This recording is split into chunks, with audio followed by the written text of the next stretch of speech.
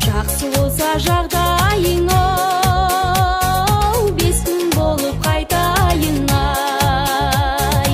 Угайымды айтайын, жағдайыңды байқайын. Жақсы болса жағдайың, оу, бес күн болып қайтайын, ай. Жардың шетін баспадым, құлайма деп ай. Ағын суын ішпедім, ұлайма деп ай, ой дүние-ай. Келгеннен де сұраймын, кеткеннен де ай.